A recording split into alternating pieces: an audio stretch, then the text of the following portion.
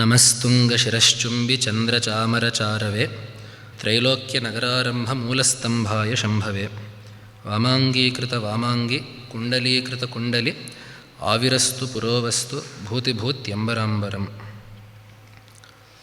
So we have looked at 34 names so far. Next is Kailasavasi. Kailasavasine namaha. He who resides in Kailasa. Where is this Kailasa and what is this Kailasa? Kailasa is not a physical location. It is the loka of the Devata. It is a metaphysical location that the Jiva goes to if he has done a proper amount of upasana of that Devata. What does the word Kailasa mean? One derivation is given here that Kelinam Samuhaha Kailam. Sports or various leelas when put together are called Kailam. Keli is a sport, a leela. A samuha of those, a multitude of those is Kailam. Kailam aste asmin. That in which many leelas are performed is Kaila, Asa, Kailasa. Asa refers to a place where something happens, a repository or a locus of something. So that place in which many leelas happen is Kaila, Asa, Kailasa. So basically the place wherein Parameshwara sports with Parvati. A more metaphysical meaning is the word Kam refers to the shiras, the head, which is why one word for the neck in Sanskrit is Kandhara. The neck is called Kandhara because it holds up the head. Kam dhara. So Ka is shiras. Ke lasati iti ke lasaha kailasa eva kailasaha. That which lasati, which sports in the head is ke lasa. That alone is Kailasa. That is to say the Sahasrara. The Sahasrara sthana, wherein that Mahakameshwara and Kameshwari stay, wherein it is said to be Paramatma's sthana, is Kailasa. So Kailasavasi. Then where is this Kailasa? Obviously we have to define it with respect to Vishnu and Brahma. So this is said to be above the Brahmaloka and the Vishnu Loka as per the Puranas. So there is one shloka that is quoted in the Skanda Purana, Uparishtat Kshite Rashto Kotayaha Satyamiritam. So 8,000 units, 8 koti units above the bhumi is Satyaloka, that is Brahma's loka. Satyadupariyo Vaikunto Yojananam Pramanataha Dyulokat Parisankhyatah Koti Shodasha Samyitaha. So 8 koti more units on top of the above that is Vaikuntha. 16 units, 16 koti units above that is Shivaloka. That Shivaloka is Kailasa. So that Shivaloka that transcends even the Brahmaloka and the Vishnu Loka is the Shivaloka. Tatastu Shodasha Gunaha Kailasosti Shivalayaha Parvatya Sahita Shambhuhu Gajasya Skanda Nandibhihi Yatra Tishtati Vishvesha Sakalassa Parasmritaha. So that sthana wherein Shiva resides with Parvati, Ganesha and Shanmukha, that is above even Brahmaloka and Vishnu Loka. And the same thing is here also. Jneyam Vishnu Padad Urdhvam Divyam Shivapuram Mahat. So here now they are giving one more reference in the Puranas wherein this Kailasa is split into two parts. One that is meant for Karma Yogis, one that is meant for Jnana Yogis. So Jneyam Vishnu Padad Urdhvam Divyam Shivapuram Mahat. Above Vishnu Loka resides Shiva Loka, and that is Bhoga Samsthana Matulam Karma Yoga Ratatmanam. That is where people who have followed Karma Yoga, that is to say they have done various karmas for Shiva and they have to enjoy the fruits of those, they will go there and come back. That is the first Kailasa that we are talking about. But there is one more above that. Anyashta Tatopyurdhavarti Urdhvam Shivapurat Tasmat. There is one more loka even above that, which is Tasmat Sthanatraya Manuttamam Nityam Paramashuddhancha Skandoma Shankaraspadam Ye Sampraptaf Param Sthanam Dhyana Yoga Ratanaraha Natesham Punaravrittir Ghore Samsara Sagare. So this is meant for those who have followed Dhyana Yoga, that is basically Jnana Yoga, those who have sought refuge in Jnana. So not that these are all Puranic narratives of presenting Vedantic concepts. There is nothing. Vishnu Loka and Shiva Loka and Manidvipa are not three separate lokas. There is one loka of Paramatma. Based on the upasana that you have done, you will see that loka in that form and Paramatma in that form. And there are two ways of attaining this loka. They have told that as two lokas, that there is one loka for karma yogis and one more loka for jnana yogis. But what the Shastra actually tells is that there are two ways of getting to the Devata's loka. You can do sakama upasana of that Devata, through which you, if you do enough, you will go to that Devata's loka and you will stay there, experience the fruit of your upasana, and once that is done, you will come back. You can also do nishkama upasana for the sake of jnana. If that has gone a certain distance, but you have not still gotten jnana, then you will go to that Devata's loka, then Paramatma will do upadesha of jnana to you there, and you will get moksha. For the second type of going to Devata loka, there is no return. So that is when we mean nacha punaravartate from that Paramatma's loka, that is what we mean. So that is, this concept has been presented as two lokas. Those people who treat Shivopasana as Karma Yoga will go to one lower Kailasa and come back. Those people who treat Shivopasana as Jnana Yoga will go to the upper Kailasa, means there is no lower birth and upper birth and middle birth. It is only one loka. It is a concept that is being presented as a narrative. So that is the nature of Kailasa. Then the next name is Kailasavasine Namaha, Kavachine Namaha, Kavachi. Kavachi means he who has armor. This is a slightly strange name. Why does Shiva need armor? First of all, have we ever seen Shiva wearing armor? We have not. So what is armor? Very nicely here, Nilakanta Dikshita writes, what are the functions of armor? Armor serves two functions. One, it makes you, it shields you from the vision of other people, and it prevents you from being affected by the actions of other people. He says that the kavacha that is there for Shiva here is his swatantriya, that is to say his absolute freedom in doing whatever he wants. He has created this jagat in such a way that he is hidden from view of the jagat and he is not affected by anything that goes on in the jagat. Is this not exactly what a kavacha does? If you wear a kavacha, your enemy cannot see what is inside the kavacha, and if they shoot an arrow at you or hit you with a sword or something, they cannot affect you. They cannot cross the kavacha and affect you. In the same way, Paramatma has created this jagat in such a way that he is inside the jagat. Right? Just as we sit inside the kavacha, Paramatma is within the jagat. The jagat shields him from view.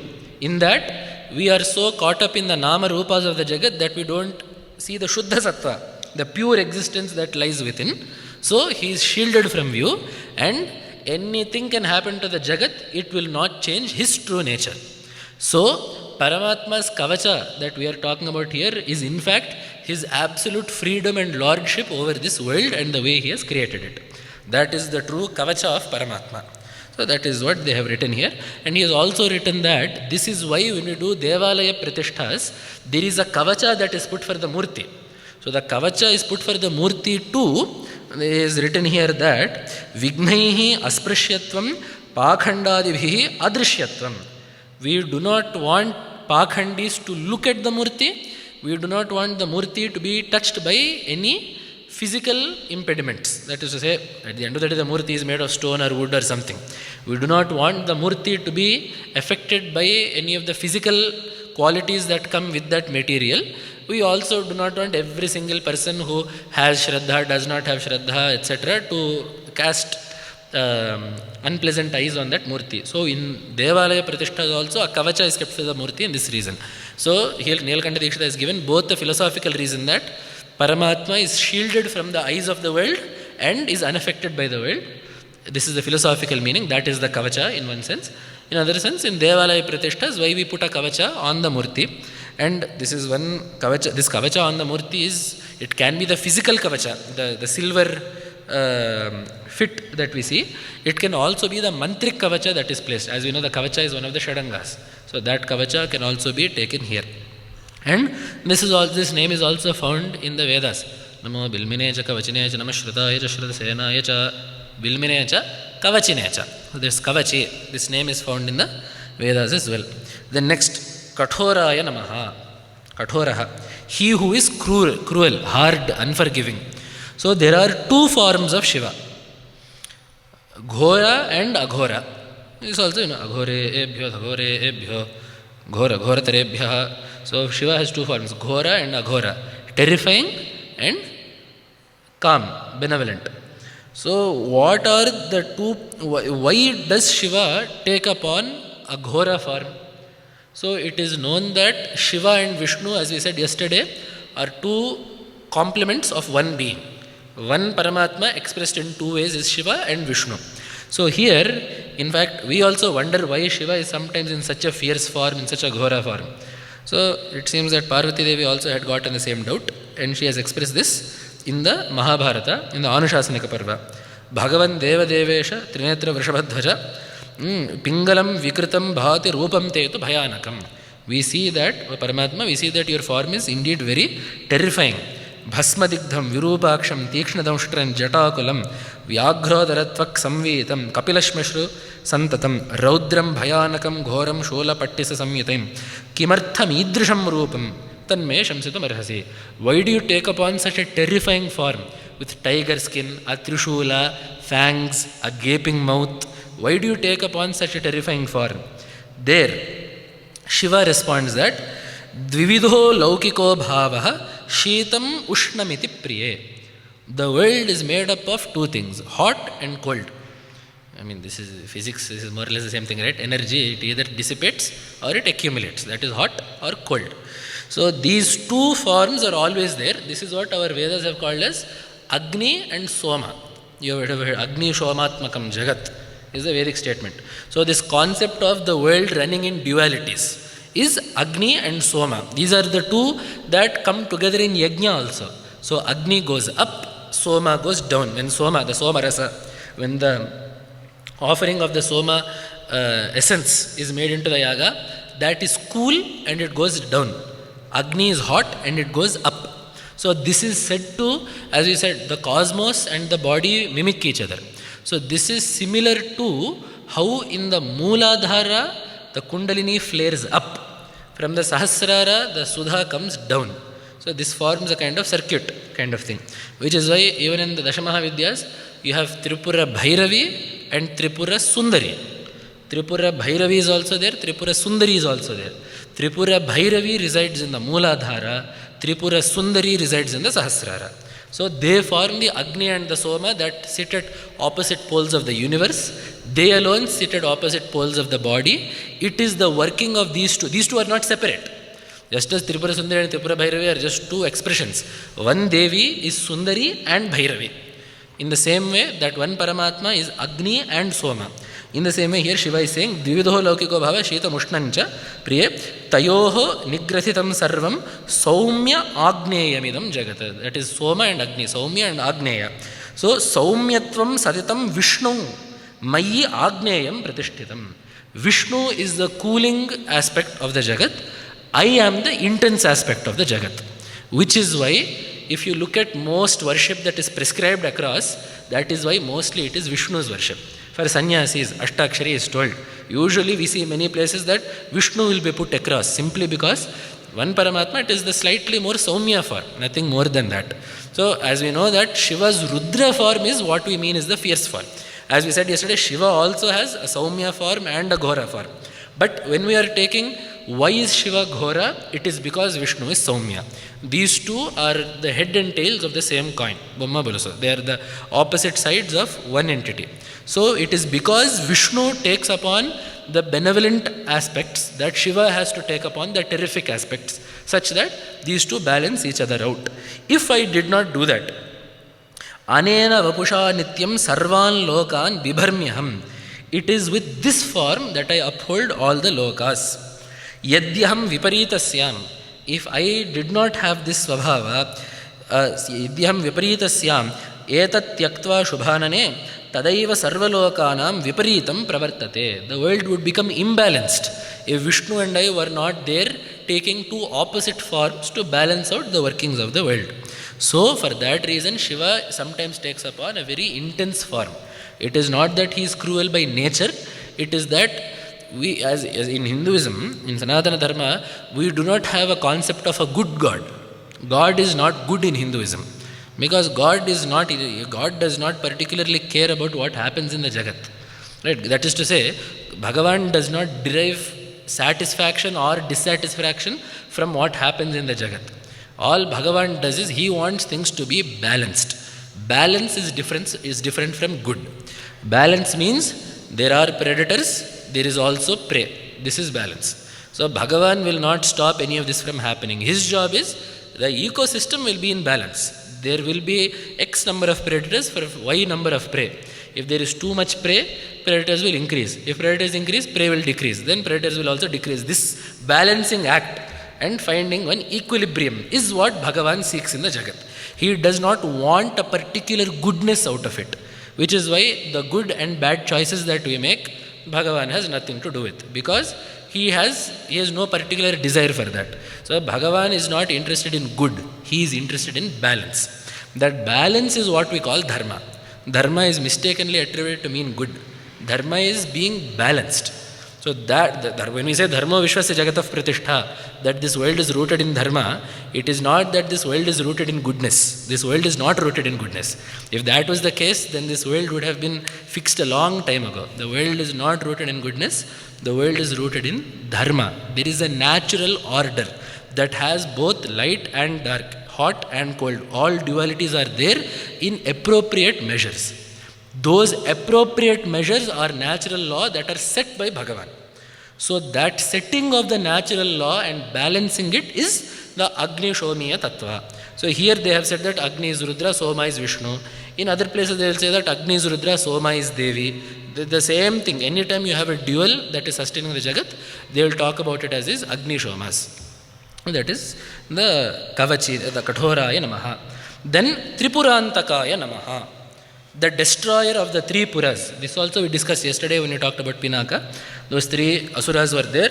There is one Arthavada section in the Vedas also. Tesham Asuranam Tisraf Pura Asan. So the narrative of the Tripuras is also there in the Vedas. Because the name Puraratihi will come later on, we will not go into too much detail here. But here the ninth Murti in the 25 Vyuhas of Maheshwara is the Tripura Samhara Murti. Navam Tripurarisyat. So that is the Tripura Murti, and this is also there in the Veda. Trimbagaya, Tripurantakaya, Trikalagnikalaya. So there Tripurantakaya also comes. Then next you have Vrishankaha. Vrishankaya Namaha. Vrishanka means one whose insignia is the bull. Vrisha is a bull, Anka is a mark or insignia. So Shiva's insignia is the bull. Why is insignia means on his banner, especially on the dhwaja. On the banner, the mark of Shiva is the bull. Why is it the bull? There is a story here from Anushasanaka Parva where again Devi asks Shiva, why did you keep a bull as your vahana and why this particular bull? There Shiva gives a story that once upon a time all cows were white. All cows and bulls were once white. And they roamed the earth very freely. So one of the nature of a bull is to roam freely without regard for anyone else. That is the certain lordship that bulls have. So that being the case, one time when I was doing tapas, they became so intoxicated and arrogant that they ended up scratching themselves against me while I was doing tapas. So disturbed from my tapas, I opened my third eye. The fire that came out of my third eye started burning them into different colors, depending on when we make tadkas at home. Right? If you are paying attention, it will be in one color. If you step aside and come back, it will be in one more color. If you leave it, it will be one more color. Like that, based on how much roasting happened, all these different bulls became different colors based on the fire of Shiva's third eye. So out of these though, there was one bull that was devoid of any such pride. That bull came to me, served me, worshipped me and attained my favor. So since then, to show my regard for that bull, I have kept him as my vahana and my dhwaja. There is also a story in the Puranas that Nandishwara is the son of a rishi named Shilada. So Shilada was a rishi, his son is Nandi, that Nandi was given to Shiva. There is one more story in the Anushasanaka Parva where Bhishma tells Yudhishthira about, there are some, I think the 72nd Adhyaya to the 83rd Adhyaya, Go Mahatmya is talked about, the various aspects of Godana, the importance of Godana, taking care of cows, the sin of Go Hatya, all of this is described. So there, as we all know, the Kapila Go has a particular significance. The milk of the Kapila Go is very efficacious in yajnas. So for this also there is a story that Surabhi is the primordial cow, the mother of all cows. So she, with her offspring, was appointed by Prajapati in order to supply everything needed for yagas. So once when a calf was drinking from one of the cows, here also all the cows were once white, when a calf was drinking from the cow, a bit of the foam of the milk dripped out of the calf's mouth and fell on Shiva's head as he was doing tapas on Kailasa. Immediately once that happened, he was aroused from tapas, also seeing that it was Uchishta, Ingili, chill. Seeing that had fallen, he became angry, again same, third eye opened, and immediately all the devatas come there. Brahma comes, he prays to Shiva, calms him down and tells Shiva that when it comes to a cow, nothing is impure. Whether it be what comes out the back or the front, there is nothing in a cow that is impure. You please should not become angry. And Shiva smiles and says, all of this obviously I knew before. All the cows that were touched by the fire of my third eye and have attained this tawny reddish color are the cows that are most useful for yaga. So since then, the Adhidevata of all cows is Rudra. So the Gomata that we revere so much, the Adhidevata for cows is Rudra. So that is why then again he was given the name Pashupati, the Lord of all cattle. So, I mean, just like Krishna was given the name Govinda. Krishna was Govinda even before Govinda Pattabhisheka. Even before Govardhana, he was Govinda. But namesake, one more name tag was given that. Since you have protected the cows now, we are giving you the name Govinda. In the same way, Shiva is Pashupati because he is the master of all jivas. The name Pashupati also we'll get later on. But because he is the master of all jivas, he is Pashupati. But here specifically because he protected the Pashus, named the Pashus which are cattle, he was given the name Pashupati yet again. So in this situation, to propitiate Shiva, Daksha Prajapati gave him a white bull that Shiva kept as his Vahana and as his flag. So there also, in the Mahabharata, we find the story of how Shiva got a Vrishabha as his Vahana. And this Vrishabha is the embodiment of Dharma. The symbolism is this Vrisha is Dharma. Indeed, the word Vrisha itself means Dharma. The word Vrisha and Dharma are synonyms. So, Shuddha Sphatika Sankashaha Dharma Rupaha Vrishasmritaha is what the Agamas are telling us. This Vrishabha is Dharma, and Vande Dharma Vrisham Vrishadhvaja Ratham Tirthashritamsam Sada. So I do namaskara to Shiva, whose Vrisha is Dharma. So Tasma, and this Skanda Purana also, Tasmat Dharma Sada Shambho Vrisharupena Vahanam. Therefore Dharma itself serves Shiva as the Vahana. So that is the symbolism there. So the fact that Shiva has kept Dharma as his emblem, the bull as his emblem, shows that he is Dharma Priya. He is so fond of Dharma that he has made that as his insignia. The same goes for Vishnu. There Vishnu, Garuda is Suparna, is Veda. Bhagavan is so fond of Veda that his Vahana and his Dhvaja are Veda. So what does Veda teach us? Dharma. Veda and Dharma are inseparable. So there Vishnu has kept Veda, Shiva has kept Dharma. Here also we see that the two are doing more or less the same thing. Next name is Vrishabharudha. So Vrishankaya Namaha, Vrishabharudhaya Namaha. One who is seated upon the Vrishabha. So why is a bull called a Vrishabha? Vrisha Sechane. That which sprinkles is Vrisha. Dharma is called Vrisha because it rains down our desires. If you follow Dharma, anything you desire you can get. So because Dharma rains down our desires on us, it is called Vrisha. It is called Vrisha. And Bhagavan is Vrishabharudha. He is situated upon Dharma. He is rooted in Dharma. And here there is one more story that is told. During the Tripurasura Samhara, Shiva had gotten his entire Ratha ready. Bhumi is the Ratha, Surya Chandras are the wheels, Brahma is the Sarathi, the four Ashwas are the Vedas, all of this is there. The second that Bhagavan set foot onto the chariot, the horses were unable to bear the weight and sank to the ground upon their knees. To lift that up, Bhagavan Mahavishnu came as a Vrishabha alongside the horses to lift him up. He also was forced to his knees, but he was able to lift it up at the end. So because Paramparaya, he was situated on a chariot that was lifted by Vrishabha Vishnu. Therefore, Shiva is Vrishabharudha in this story also. This story is there in the Linga Purana. Tasmin arohati ratham kalpitam lokasamhritam. Once, as soon as Shiva got onto that ratha, Shirobhif patita bhumau turangaha vedarupinaha. The four Vedas, which are taken the form of horses, crumpled upon the ground. They collapsed to the ground. Immediately, atha adhasthad rathasyasya Bhagavan dharanidharaha. Immediately coming under the ratha, Vishnu, Vrishendra Rupi Chothapya Sthapayamasa Vaikshanam. Immediately Vishnu lifted up the chariot and Kshanantare Vrishendropi Janubhyam Agamadharam.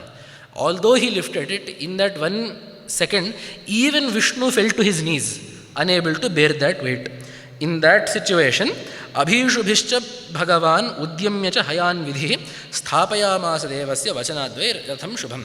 But that 1 second that Vishnu had lifted the ratha was enough for Brahma using the reins to situate the ratha in a way that could allow the chariot to move forward. So this story is there in the Veda, in the Puranas.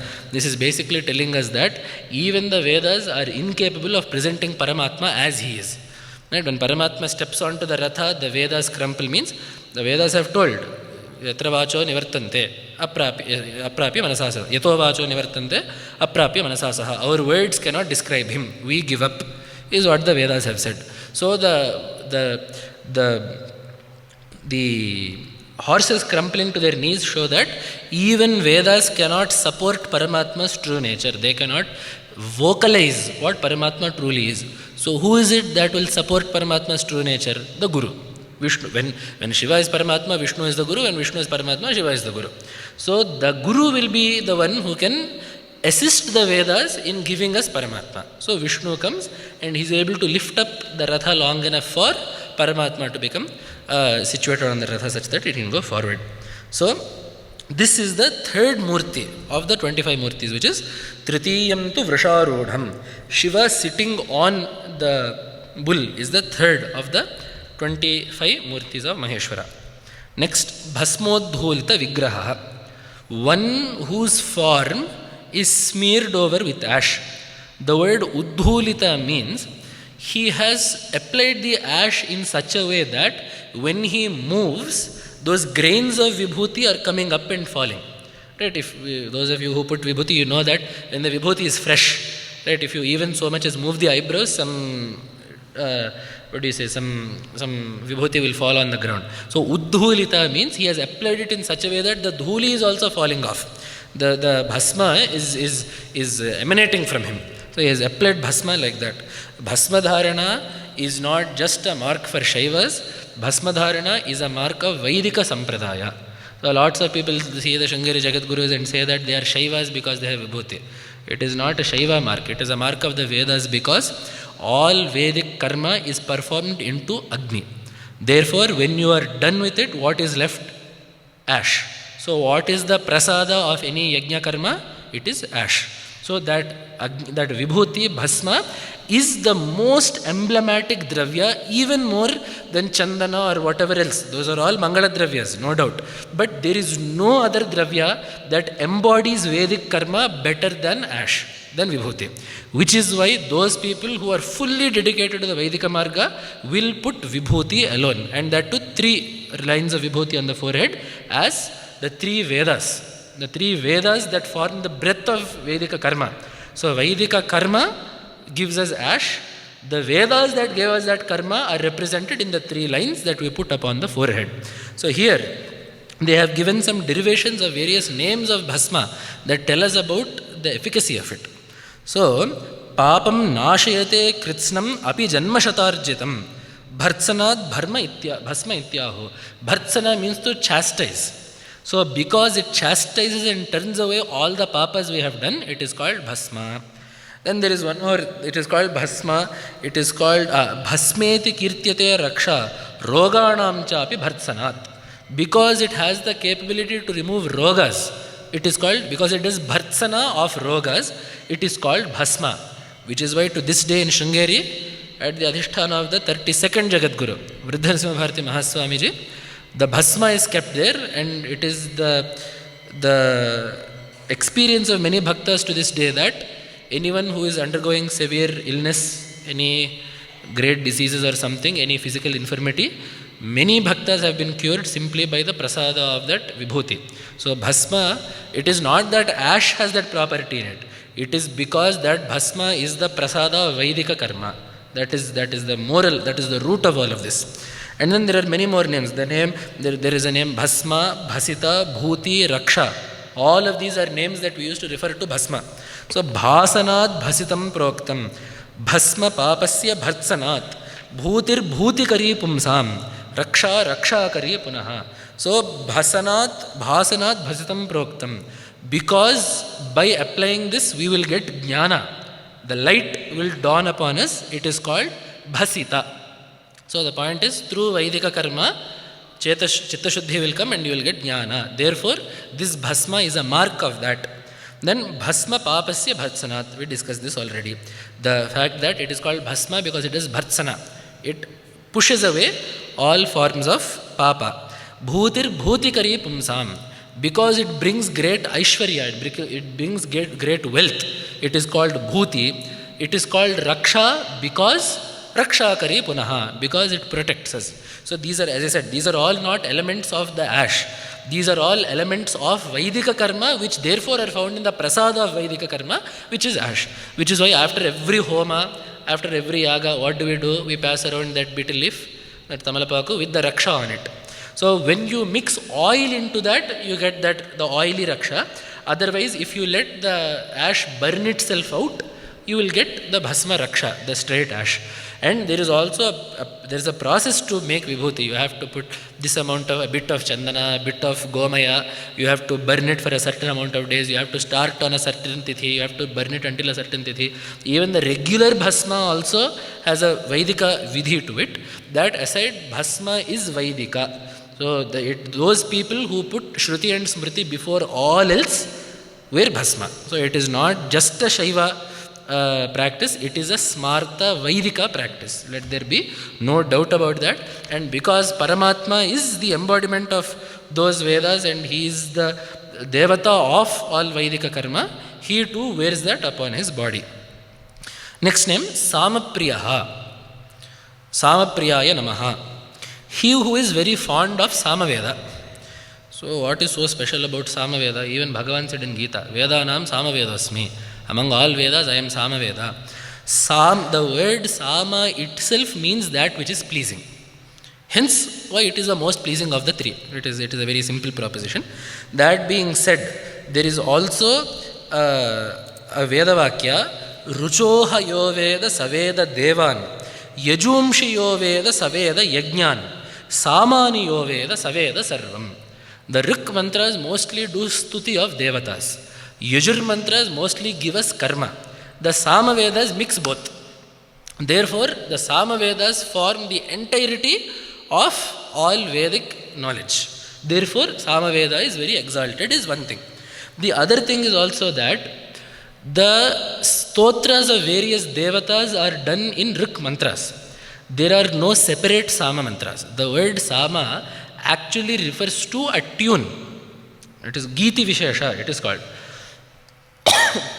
So, a particular Swara Prasthana, a particular sequence of Swaras is what Sama is. A Sama is applied to a Rik to produce a Sama mantra. So, Sama Veda does not have any new Sahitya. The lyrics of Sama Veda are more or less the same lyrics as that of Rig Veda, but the Swaras will change. So, because the Swaras that are applied to Sama Veda are very pleasing to the ear, it is said that the Devatas favor Sama Veda above all else. So that is one thing, and that is why it is said that those who belong to the shakhas of Samaveda are indeed more respectable than those who belong to any other shakha.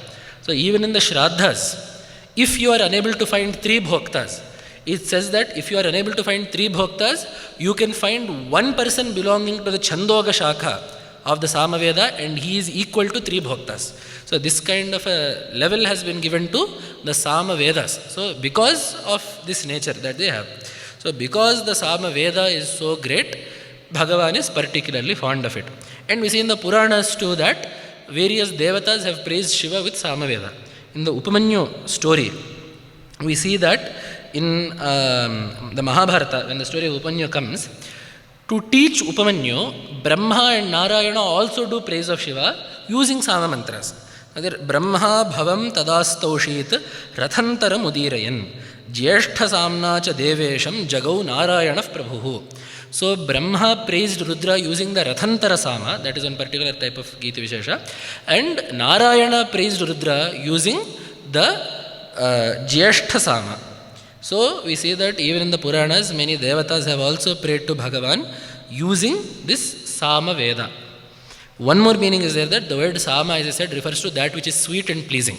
So Sama Priyaha also means that Paramatma who is fond of sweet words.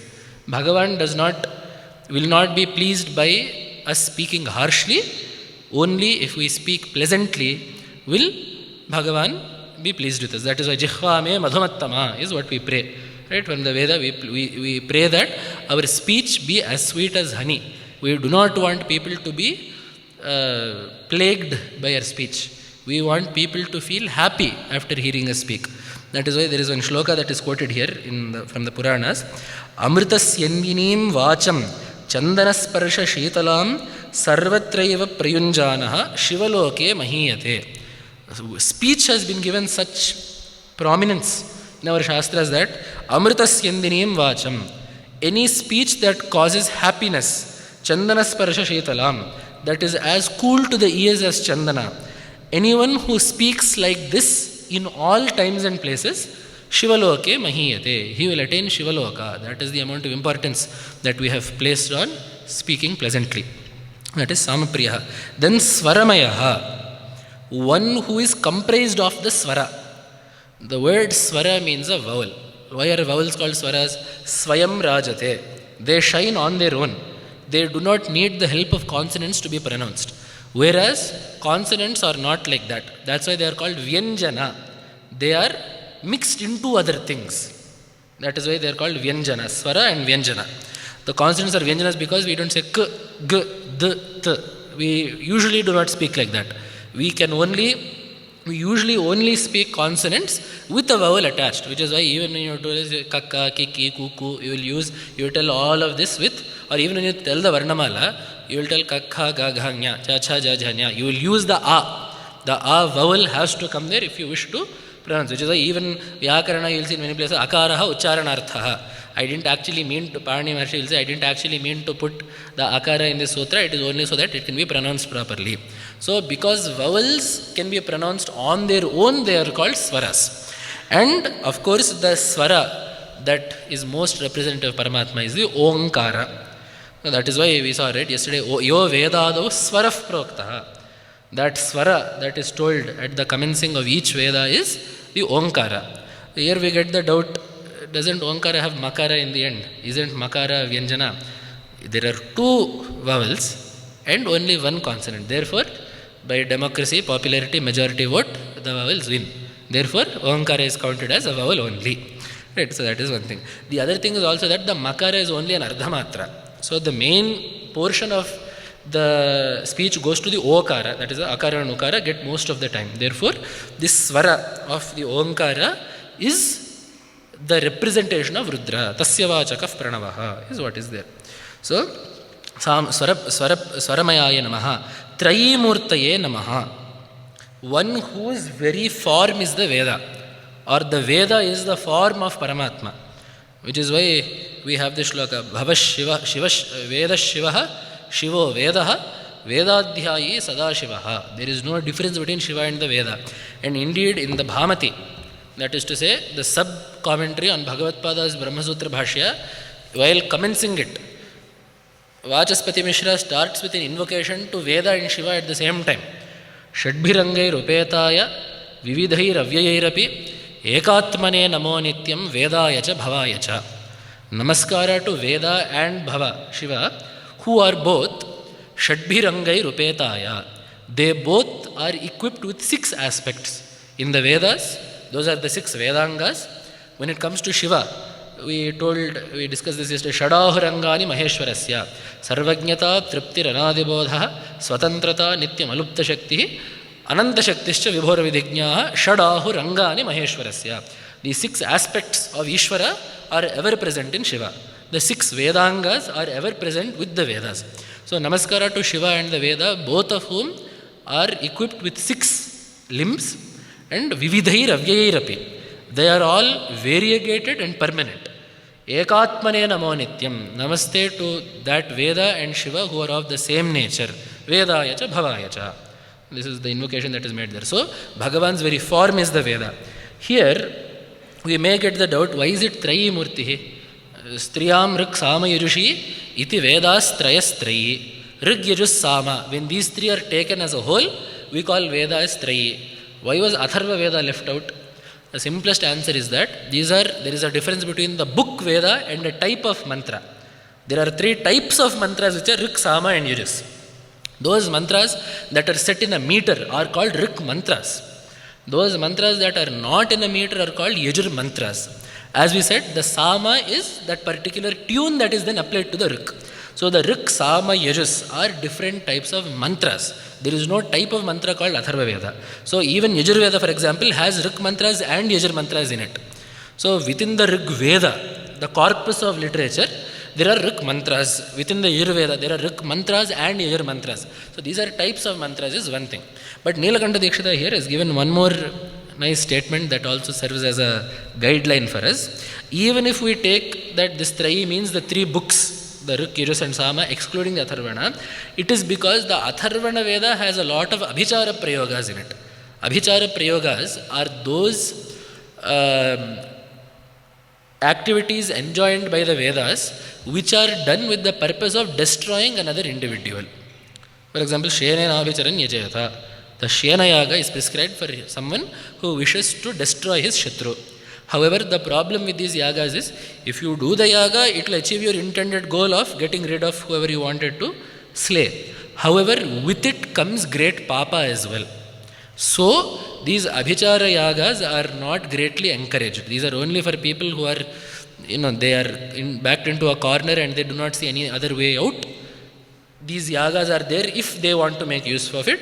It is up to the user's discretion. But such yagas are not encouraged, which is why we are slightly setting aside that Atharva Veda which has some of these aspects. The whole Atharva Veda is not like that. In fact, there are many useful parts of the Atharva Veda, but because such yagas are found in the Atharva Veda, putting that aside, the other 3 yagas, the other 3 Vedas are exceedingly dear to Shiva. Basically, whether Atharva Veda is dear or not, the point is that Abhicharas, Kshudra Pujas, these kinds of rites and rituals are not encouraged. These are not the sattvic ways of worshipping Bhagavan, and these are not encouraged by our Purvacharyas is the point. So, this name of Trayi Murtihi has been told in the, Then, Anishvaraha, he who does not have any master above him.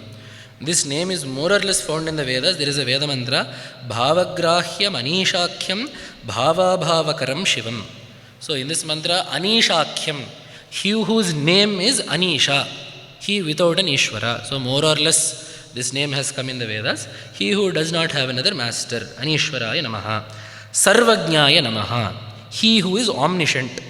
We have already discussed this nature of omniscience yesterday, in that in order to create, you must know everything about the object. You must know everything specifically as well as everything generally. That is why the Veda also says, Yes Sarvajnaha Sarvavit. Although Janati and Vetti, both dhatus, both mean to know.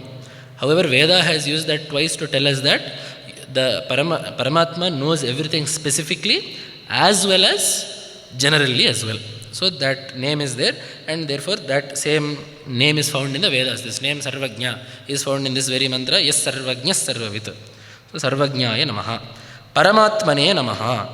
This is one more name, that he is the greatest of all Atmas. So there are 2 types of Atmas. In fact, there is only one Atma, but it expresses itself in 2 ways. In Tarkasangraha we all would have seen Atma, Dvividha, Jivatma, Paramatma, Cheti. Here itself we disagree with the Tarkika, wherein he says that there is more than one Atma. We do not accept that. There is only one form of Chaitanya, but based on the Upadhi, we say that there are many. Just as there is only one sun. But when there are 10 pots of water that is reflected, we say there are 10 suns appearing here. In the same way, there is only one Atma, but based on the Upadhi that it is appearing in, we give it different names. So if we look at it that way, there are two types of Atmas. There is one Paramatma who is the Atma itself. There is one more Atma which is the reflection of that Paramatma, which we call the Jivatma. So amongst these two, which one is superior? Obviously the reflected object is superior to the reflection. Therefore, amongst Atmas, he is Parama Atma, the highest of all Atmas. And this Paramatma has to be so by being the Sarvantaryami. And this nature of Rudra being Sarva, because Paramatma means what? The Jiva is limited, Paramatma must be unlimited. That unlimited nature is seen in him being Sarvavyapaka and Sarvantaryami. And this is obviously seen for Rudra. Yo Rudro Agno Yo Apsayo Oshadhisho Yo Rudro Vishwa Bhuvana Vivesha Tasmai Rudra Yanamo Astu. Yo Rudro Bhuvana Vivesha. That Rudra who has entered into all the into the entire cosmos. Yo Rudraha Agno Apsucha Oshadhishucha. That Rudra who is found in Jala, Tejas and Bhumi. That Rudra who is found in the entire Bhuvana. That also we get it. Vishwam Bhutam Bhuvanam Chitram Bahudha Jatan Jayamanam Chayat Sarvohyesha Rudraha. Tasmai Rudraya Namastu. This entire cosmos, that which existed, that which exists and that will be. All of this is Rudra. So there is the reason I am telling all of this is, let there be no doubt in your minds that only Narayana has been discussed as Paramatma in Vedas. There can be no more clear statement of Rudra as Paramatma in the Vedas. Sarvo vai Rudraha. What more can we say? Sarva is the name that is most apt for Paramatma, that has been clearly applied to Rudra. So in the same way, this Sarvo Hyesha Rudrastasmai Rudraya Namo Astu. This is found, many mantras are found in this way, wherein Rudra is the Antaryami of everything. And even more so, very nicely in the Rudra, in the Namaka, there are many names. Namo Dundubhyaya cha Hananyaya cha, Namo Drishtavaya cha Pramrishaya cha. These names that are there, we see that this Ya Pratyaya will come. Dundubhi is the actual word, Dundubhyaya. In the same way, Namastirthyaya cha Kulyaya cha, Namah Paryaya cha Avaryaya cha, Namah Prataranaya Chottarana. So Tirthyaya means Tirtha is the word. Kulyaya, Kula is the word. Why did it Ya Pratyaya come? It means the Niyamaka of that. The person who keeps that in control, who controls that. So Tirthyaya, one who controls all Tirthas as the Antaryami. Kulyaya, one who controls all banks as the Antaryami. And not just that, we also get jobs. Namah Kulalebhya Karmarebhyascha. Kulalebhya, potters, Karmarebhya, other smiths, these people. Namah Shvabhya Shvapatibhyascha. Dogs and people who care to dogs, dog keepers. All these jobs also. Namah Senanibhyascha, Senanyecha, Senabhyascha. All of these we get. All of these names, the entire third Anuvaka is dedicated to thieves. Those different, if you look at the Bhashya there, different types of thieves. Any thief that you can think of will be found in the third Anuvaka of Rudra. Those who kill you and take your wealth. Those who will only hit you and take your wealth. Those who will rob you without you even knowing that you have been robbed. All of these varieties are there. You can be robbed by any one of these people. It is up to you, your choice. And indeed, one of these is, an interesting name that you get there is Kulunchaya. Kulunchaya means someone who has done kabja. Ku is bhumi. Lunchati means someone who has stolen that. So kabja has been there since Vedakala also, is what I realized when I read the Veda Bhashya there. So Kulunchaya means someone who has occupied lands illegally. So even such vrittis are there, because Paramatma has no difference. The Atma of that robber is no different from the Atma of the Maharaja who is giving the punishment to the robber. Paramatma is there as the Atma within all of these people. And indeed, this is there in the Sutra Bhashya also, and it is there in the Upanishad. Dasa Kitavadibhyascha. The Veda itself describes Paramatma as Dasha and Kitava. That is, Dashas are these thieves, Kitavas are gamblers. So Paramatma is found there also as the Atma. So the Antaryami who is there in everything is what is being presented to us in Shri Rudra, in the Namaka especially. Why do we talk about Rudra in so many different ways? Is because it is to teach us exactly this. Sarvo vai rudraha, sarvo hyesha rudraha, taspai rudraya namo astu. So that rudraya namaha, when combined with sarvo vai rudraha, is the namaka, where you do namaskara again and again to Rudra, who is everything. So that is the nature of Paramatma's sarva vyapakatva. Then of the 8 names of Rudra, the Shiva that we talked about, the Namashtaka, wherein Shivo Maheshwarashchaiva, Rudraha Vishnuhu Pitamaha Samsara Vedya Sarvajnaha Paramatmeti Mukhyataha. So the 8th of those names of Shiva is Paramatma. So this is the Paramatmane Namaha. Next, Soma Suryagni Lochanaha. His eyes are the sun, the moon and fire.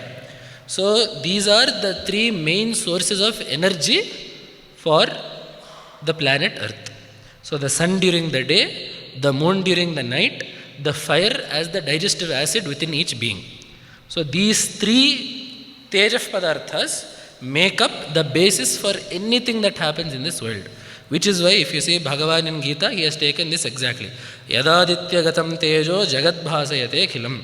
Whatever splendor it is in Aditya that lights up this entire cosmos, this entire world. Yat chandramase, that same light is there in Chandra. Yatcha agnau, that which is there in Agni. Tat tejo vidhimamakam. What do you do as Chandra? Gam avishyacha bhutani dharayamyaha mojasa. Pushnami chaushadhi sarva somo bhutva rasatmakaha. As the moon, I sustain all herbal life. Then aham vaishvanaro bhutva praninam dehamashritaha pranapana samayuktah pachamyannam chaturvidham. Having become Vaishvanara, the fire that is why he is called Vaishvanara. Indeed, fire is called Vaishvanara because Vishveshu Nareshu Vidyate iti Vaishvanaraha. Because he is found in all humans, he is called Vaishvanara. As the digestive acids, as the acids of the stomach, that is of the exact right pH, such that it is acidic enough to digest our food, but not acidic enough to eat through the stomach lining. That Agni Devata that stays at that exact balance. That Paramatma Shakti that allows food to be digested like that is the Vaishvanara that is within each Jiva. So these 3 sources of energy are Paramatma's 3 eyes. And here, when Vyakarana Vishesha has been told, Soma, Surya, Agni. As per Vyakarana, the rule is Alpach Purvataram. It is a very loose rule, to be frank. But that, when you are doing a Dvandva Samasa, when you are making a Samasa with many words that are a list, the word with the fewest vowels should be coming first. So, if you are saying some Gaja, Shunaka, something, Gaja should come first. There is also one more where Abhyarhitam Purvam. The one that is most respected will come first. So, put that aside. For now though, between Soma, Surya and Agni, the same number of vowels are there. So, and given that Surya is obviously the most effulgent of these 3, why did Surya not come first? Surya Soma Agni Lochanaha equally fits in meter. So, why is it Soma Surya Agni Lochanaha? Here Nilakanta Dikshita very nicely writes. If you remember when we discussed about the name Shashishekhara, we had said that the Chandra is a representative of the Jiva. The Jiva Tattva is represented as Chandra. Indeed, I don't think we talked about this. Why is Chandra representative of the Jiva? Because Chandra is the Adhidevata of the Manas, which is the Upadhi of the Jiva. So, Chandra is most representative of the Jiva. So, given that Chandra is the representative of the Jiva and the Jiva is Chetana, thereby elevating him above all other insentient light, Soma becomes placed first. So, that is what is said, Abhyarhitam Purvam. There is also the practice that the word that is most respected is placed at the beginning of the Samasa. So, Soma Suryagni Lochanaha is the name that is given here. Then, next is Havir Yajnamaya Soma Panchavaktra Sadashivaha Vishveshwaro Veerabhadro Gananathav Prajapatihi. This is the next shloka. Havishe Namaha. Namaskara to you who is the Havis. All dravyas that are offered into Agni more or less are Parthiva Padarthas. They are more or less made up of Prithvi. Given that Prithvi is one of the Murtis of Paramashiva, the objects that are put as Havis, therefore, also qualifies as Rudra's own Murti. Which is why when Kalidasa is counting the Ashtamurtis of Shiva, Ya Srashtis Srashtur Adya, that Murti that was the first creation of Prajapati is Jala. Vahati Vidhiyutam Ya Havihi. That that murti which carries the havis is Agni. Yacha Hotri, that entity that does the homa is the jiva, the yajamana. So there when we say Vahati Vidhitam Ya Havihi, the Havya Vahana, Agni, who carries the Havis is one Murti of Shiva. The Havis that is put into the Agni is also Shiva. The person that is doing the Yaga is also a Murti of Shiva. Does this remind us of anything from Gita? Brahmarpanam, Brahmavihi, Brahmagno, Brahmana, Ahutam, Brahmaivatena Gantavyam. So Nilakanta Dikshita has quoted that exactly here. Because the next one is Yajnamayaha. He who is the very embodiment of all yagas. He is the Swami of all yagas. And for that, they have shown a Vedavakya also. Avo Rajana Madhvarasya Rudram. We do Namaskara to Rudra, who is the Raja of all Adhvaras. Namaskara to Rudra, who is the king, the lord of all yajnas. So, because, and then immediately after that, we have Somaha. Soma is the greatest dravya that is offered into the yaga. So, the Soma is a lata. It was once found in the footfields of the Himalayas. Thanks to our great ecological conservation, it is no longer available. So we don't have that anymore. So now there is one different mantrik prakriya that we are doing to make whatever we have into Soma. And the rasa of that Soma, there is one Abhishavana Shila. There will be one stone that is there. There is a mantra that you have to crush the Soma rasa with. That rasa is then collected, put into the yaga, and then also taken as prasada. Someone who has done such a yaga is a Somayaji. That is where we get that name. And indeed, usually we say that the 8th form of Rudra is the Jiva, but in many places it is also the Yajamana, someone a Somayaji, specifically a Somayaji, because Soma is such a great dravya. So these 3 names, Havihi, Yajnamayaha, Somaha. These 3 names are basically telling us that Brahmarpanam Brahme, wherein everything related to Yajna is Rudra alone. So Havishaya Namaha, Yajnamayaya Namaha, Somaya Namaha. These 3 names are given to us in sequence. Somaya Namaha, obviously the other meaning you all would know. Umaya Sahitaha Somaha. He who is accompanied by Uma is Soma. Like how we say on wedding invitations we put, right? Bandhu Mitra Parivara Sameta Muga, Miru Vichyavala Sindiga, we will put. Some people in their extra encouragement, they will put Sabandhu Mitra Parivara Sameta Muga. That much is not needed. Either put Sabandhu Mitra Parivara Sameta Muga, Sabandhu Mitra Parivara Muga, or Bandhu Mitra Parivara Sameta Muga. You don't have to put Sa and Sameta. So in the same way, just as we put Sa there, here also Soma. We put Soma. Somaya Sahitaha Somaha. There are some debates that are there about what Soma is. Let us not get into that because it is 8:35 and we have only finished name number 51. So next name is Panchavaktraha. Panchavaktraya Namaha. He who is 5-faced. There is a story that is told for this in the Mahabharata. There were 2 Rakshasas named Sunda and Upasunda.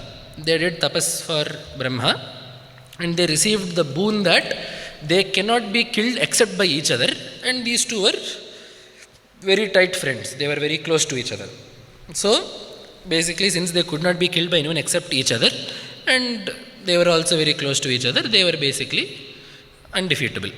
So in such a situation, Brahma thought for a long time and decided that the best way to start a conflict between 2 men is to introduce a woman into the equation. That's the decision that he came to. So he created one Apsarastri named Tilottama. She was called Tilottama because Tila is sesame. So just as if you squeeze out sesame, the essence of it will come out as the oil, which is Taila. In the same way, Brahma took all the beautiful things in his Srishti, squeezed them out the way you squeeze sesame to get out oil. All the beauty that he collected, he made into one Stri, and therefore she was called Tila Uttama Tilottama.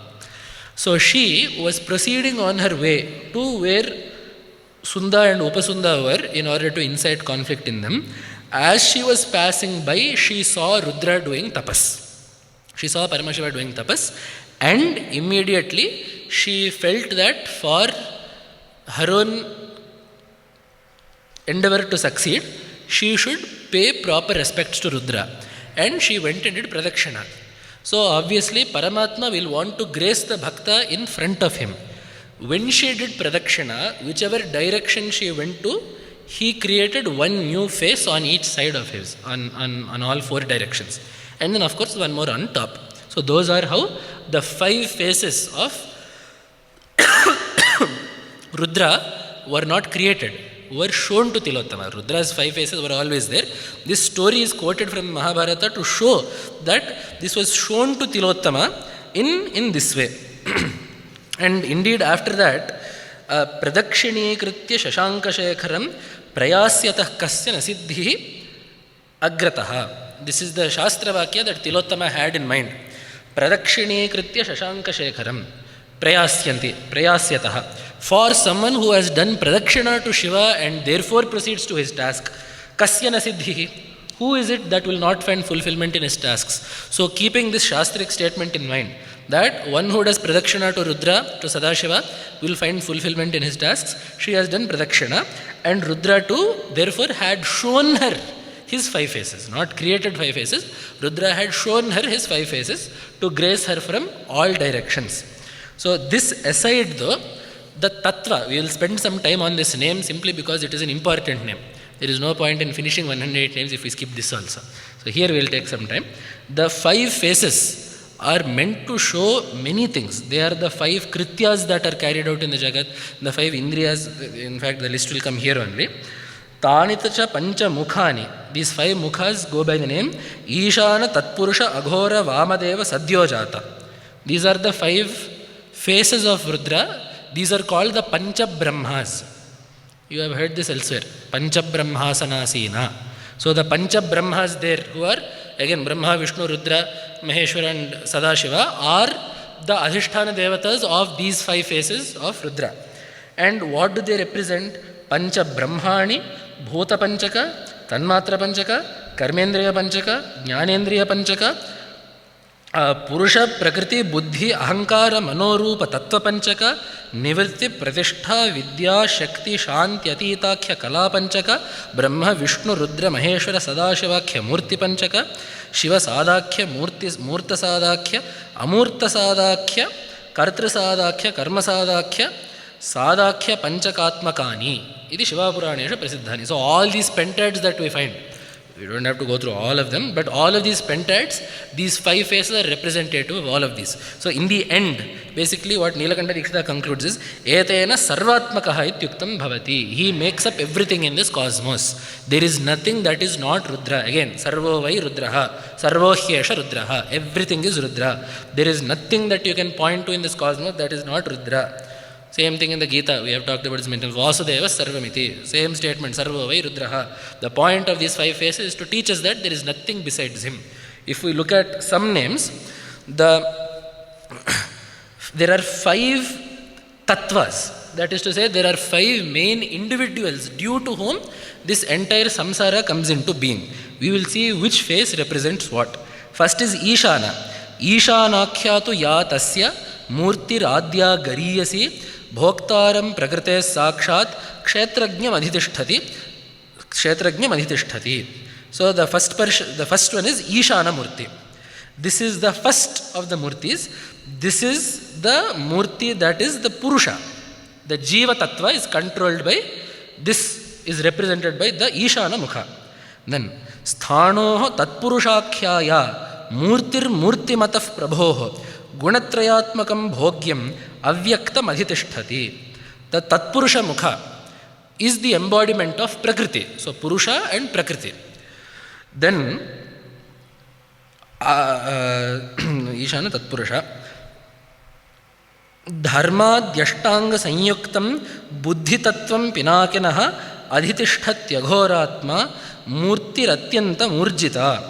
So the Aghora Mukha of Shiva is the embodiment of Buddhi, which is born from Prakriti. So Mano, Buddhi, Ahankara, Manas. So Prakriti, Purusha and Prakriti. Purusha is separate. From Prakriti comes Buddhi, from Buddhi comes Ahankara, from Ahankara comes the Manas. This is the sequence that the Sankhyas have told us. So in that sequence we have gotten the Buddhi in the Aghora Tattva, in the Aghora Mukha. Then the Vamadeva Mukha. Vamadevahvaya Murtihi Mahadevasya Vedhasaha Ahankrite Radhishthatri Tyahu Agama Vedinaha. The Vamadeva Mukha of Shiva is the representative of Ahankara, the feeling of I-ness that the Jiva inculcates towards the body. So Purusha and Prakriti we know, the Buddhi is the intelligent faculty that the Jiva has to consider things in front of him. Ahankara is it then follows that at some point the Jiva identifies with those things. So first there has to be a Jiva, then there has to be a Prakriti. From this Prakriti, things have to be created that the Jiva can think about. Then once things like the body and the mind have been created, the Jiva then has to identify with them.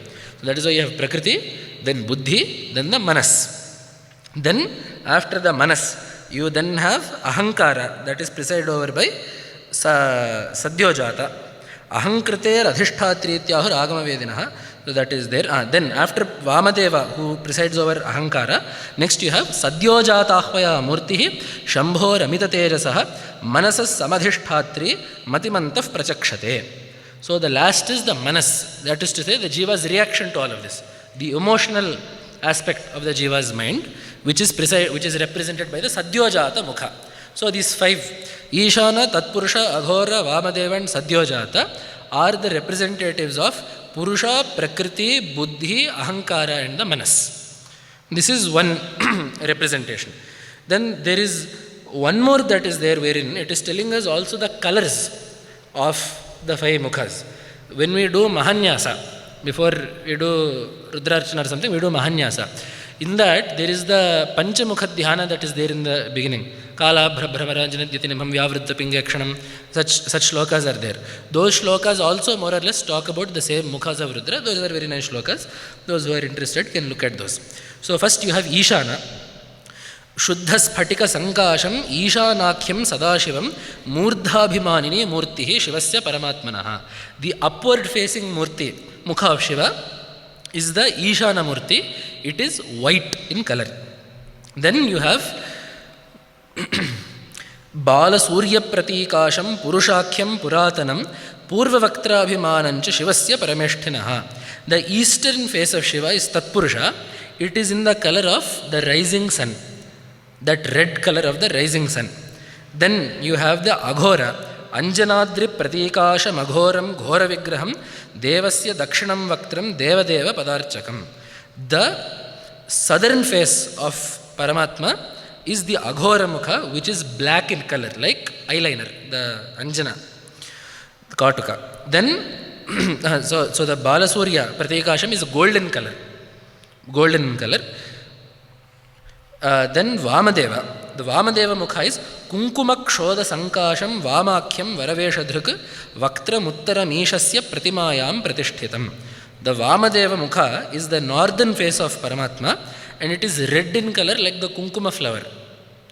Then the fifth face is Sadyojata. Shankha Kundendu Dhavalam Sadyakhyam Somya Lakshanam Shivasya Paschimam Vaktram Shivapadarcha Neratam.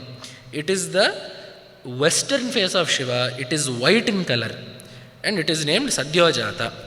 If you look at the colors of the five faces, you have Sphatika, Shuddha Sphatika Sankasham.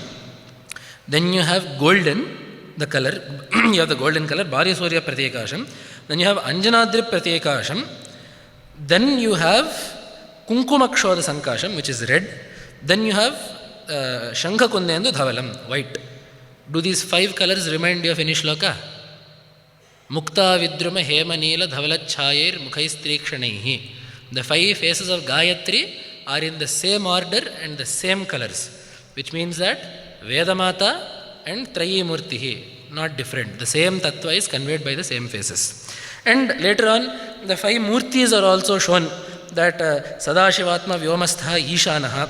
Ishana is representative of Sadashiva and Akasha. Then Vashyakrit Gandhavahastha Ishvaraha, Purushasmritaha. Then the Ishana is in Vayu and Maheshwara is in Vayu. Then Aghora is in this way. Then Vamadeva is Hari, Aghora is Rudra. Then Sadyojata is Brahma. In the same way the Panchamurtis and all have been mapped on. I think this is enough detail for now. The point that we have to take is these five faces of Rudra represent that Rudra is everything.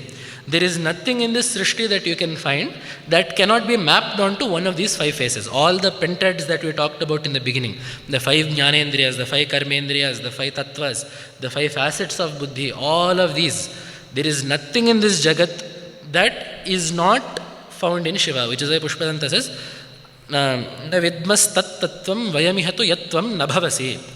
We do not find anything in this world that is not you. So everything is Rudra. Sarvo vai Rudraha is the point of this nama. Then Panchavaktraha Sadashivaha. Sadashivaya Namaha. He who is always Shiva, always auspicious. So here Nilakanta Dikshita has gone into a measurement of time. So here in the Shiva Purana, he has given us one sequence. Chaturyuga Sahasram Yat Tat Kalpa Iti Kathyate. 1000 to show us how permanent Shiva is.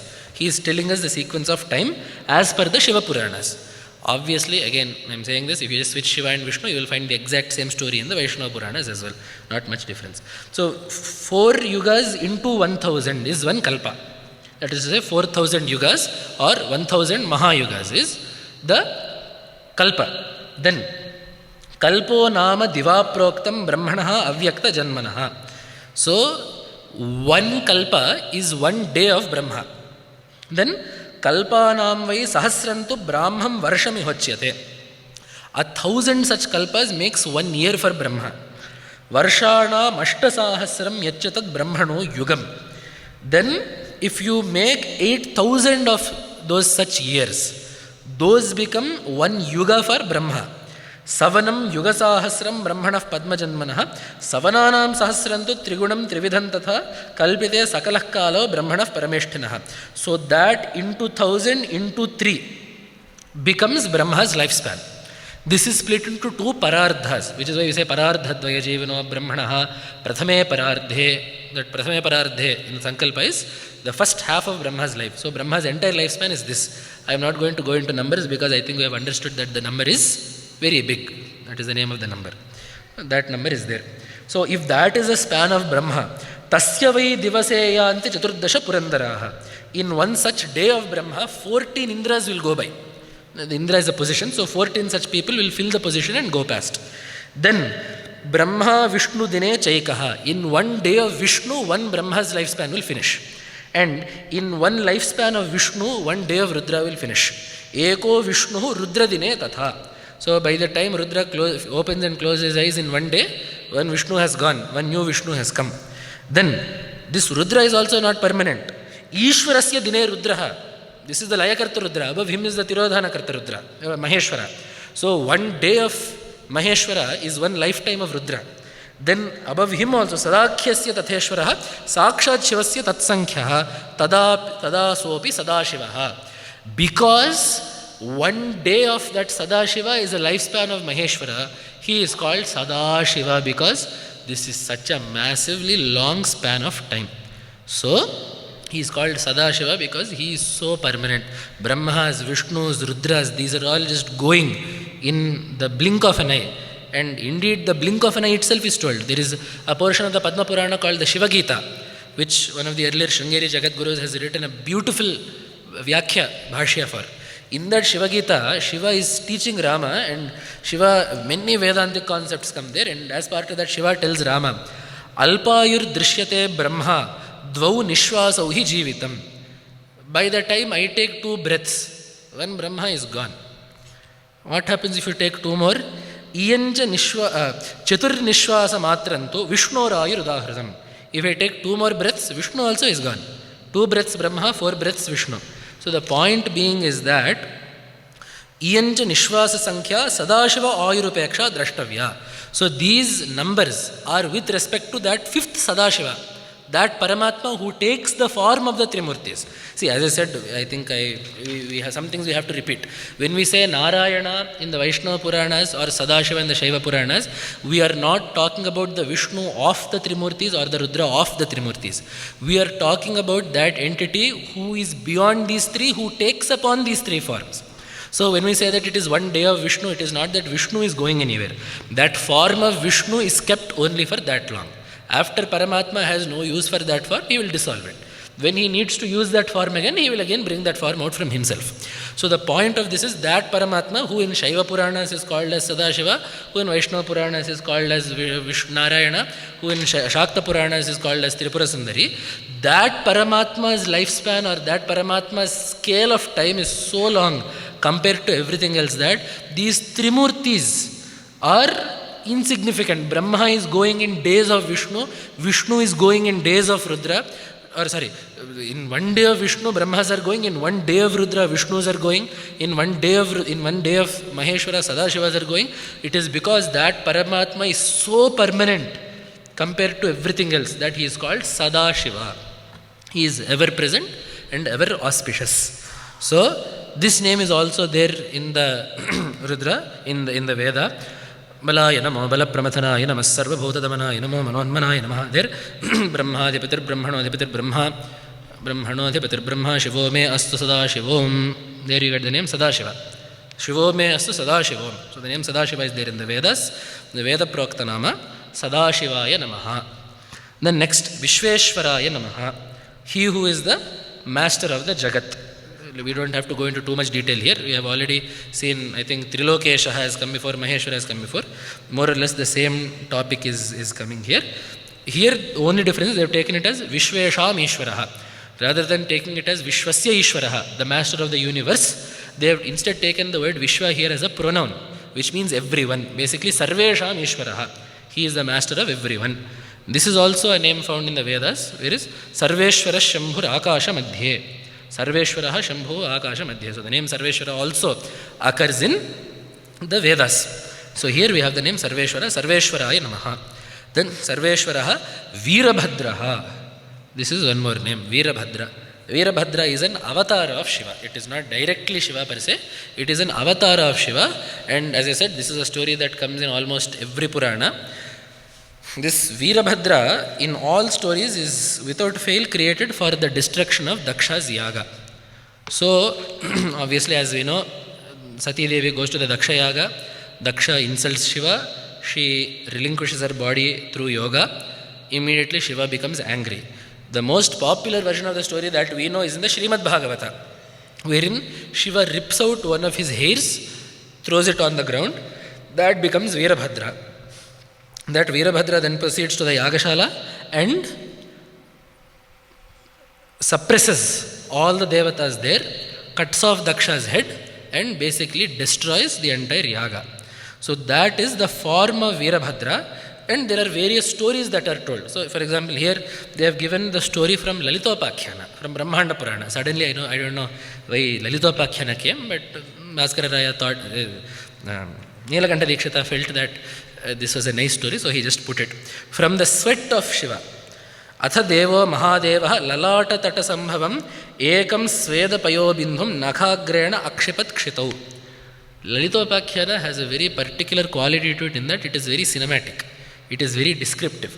It will not say that from the sweat of Shiva Veerabhadra was born. It will say that sweat came and Shiva flicked the sweat, and from that drop of sweat Veerabhadra came. It will give us the IMAX movie in front of us. Lalata Tata Sambhavam Ekam Svedapayo Bindum Nakhagrena Akshipat. Everything is there. So when that happened, that Svedapayo Bindu, that drop of sweat, became Tata Uttasthivā Nekaha Loka Ghasmara Vigraha, looking as though he was going to swallow the entire cosmos.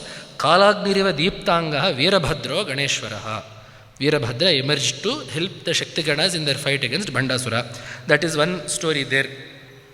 Then from Veerabhadra's hairs, from his hair follicles, came many more Ganas. So Veerabhadra came from Shiva.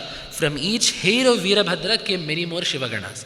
So the point is, if one drop of sweat or one hair of Shiva has so much Shakti, then what more to say of the entire set of who Shiva is. Which is why actually we didn't mention this when you talked about Jatadharaha.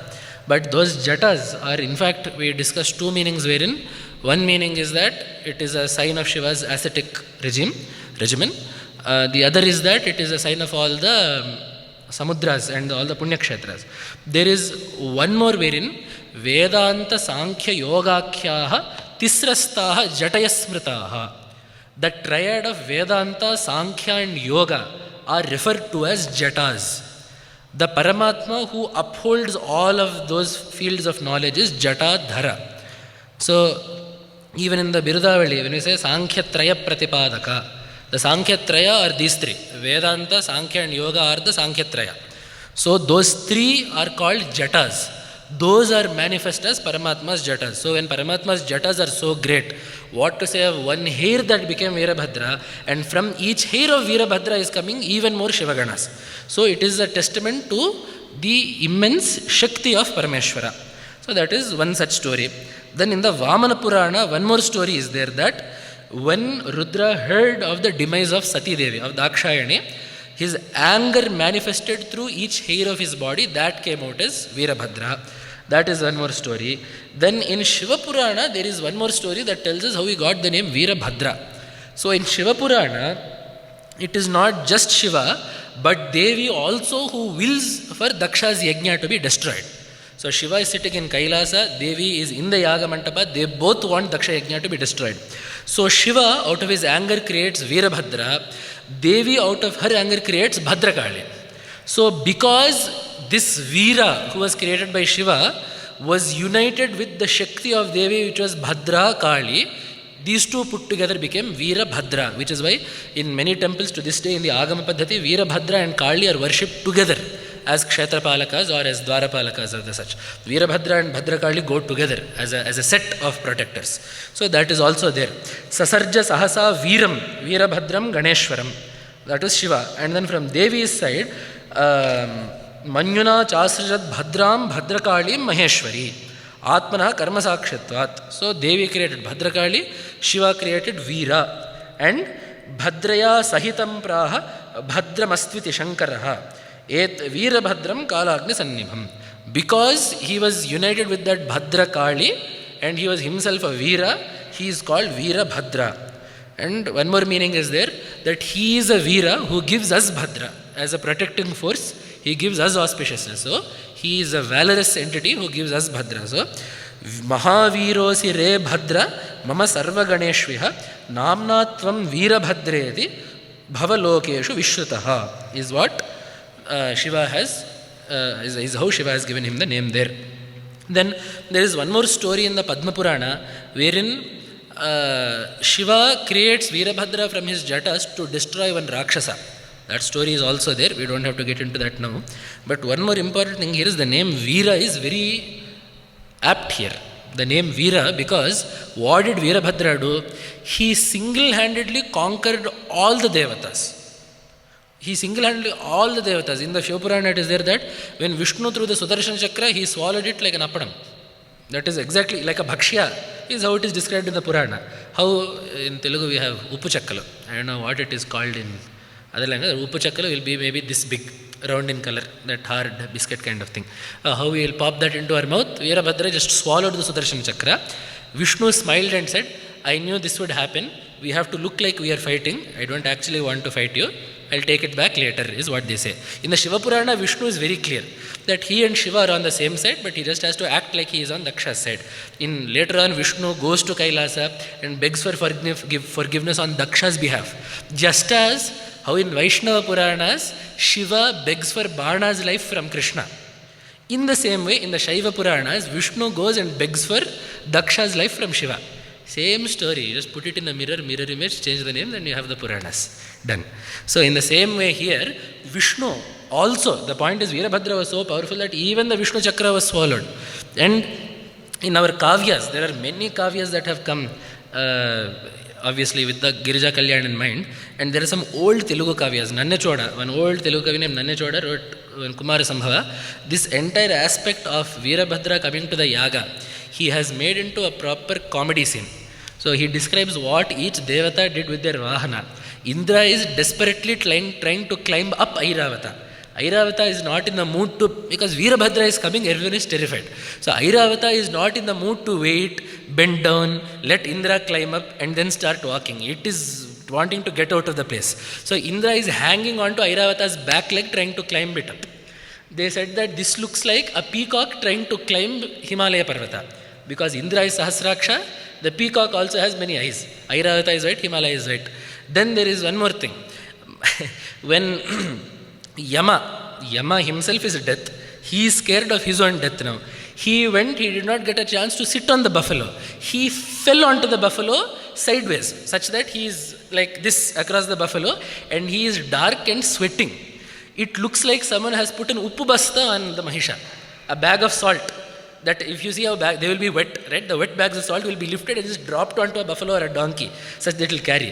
When Yama just collapsed onto the buffalo sweating, it looks like an uppu basta, like a sack of salt that has been dropped onto that. Then out of all of this, the biggest joke is Kubera, or Nirriti. His Vahana is a human. See, if you have a human as a Vahana, at least get on to the Vahana. In the confusion of running away, he has taken the Vahana, put the Vahana on him, and he is running. So in this way, he has shown that Veerabhadra struck such terror into the hearts of the Devatas that nobody knew what they were doing. They just wanted to get out of that place.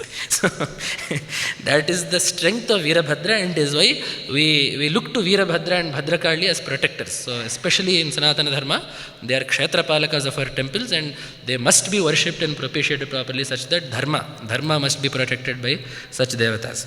So that name is there, Veerabhadraya Namaha. And this is the 12th Murti of the 25 Maheshwara Vyuhas. Dvadasham Veerabhadrakam is what is told there. Then Veerabhadraha Gananatha. Gananatha is more or less a continuation of the name Veerabhadra. As we said, from Veerabhadra, various Shiva Ganas came out from each hair of Veerabhadra. He who is the master of all of those Ganas is Gananatha. Gananathaya Namaha, Veerabhadraya Namaha, Gananathaya Namaha. Then Prajapataye Namaha. Amongst the Prajapatis, one such Prajapati is called Sthanu Rudra.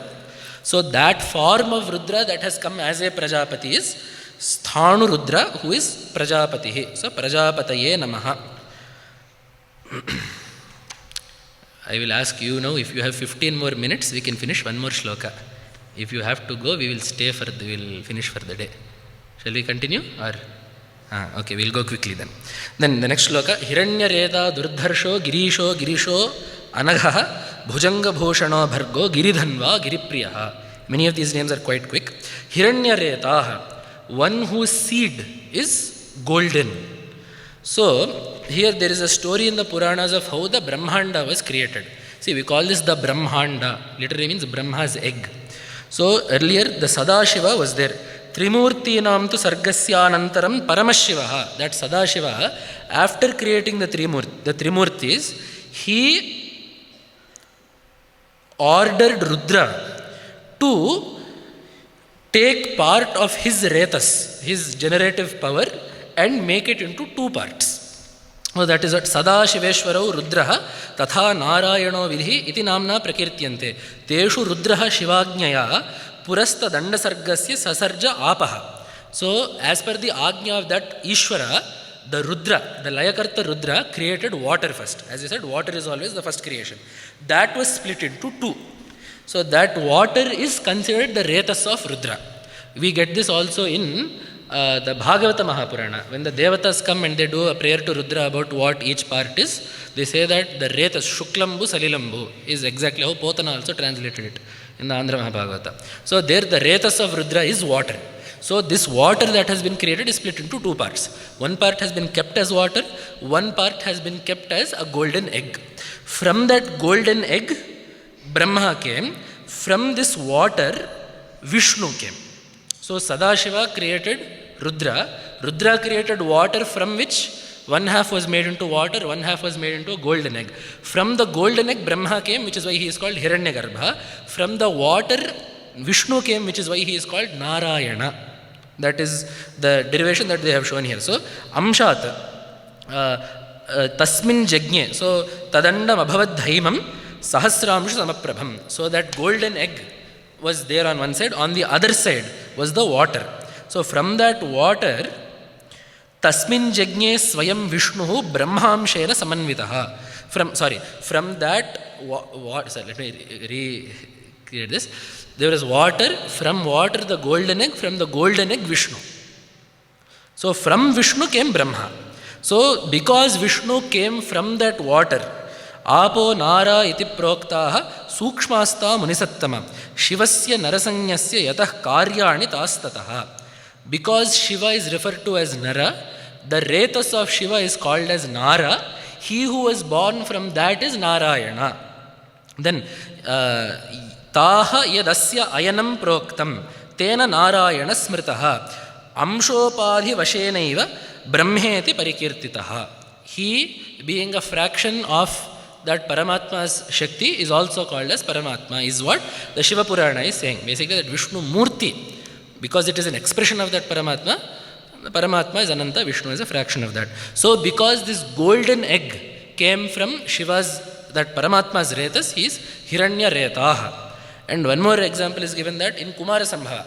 So, as we know how Subramanya was born, Shiva's Retas was carried off by Agni. Agni deposited it in Ganga.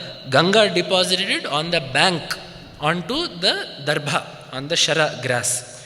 So the child fell on the grass, the amniotic sac, the fluids that surround the child fell onto the ground.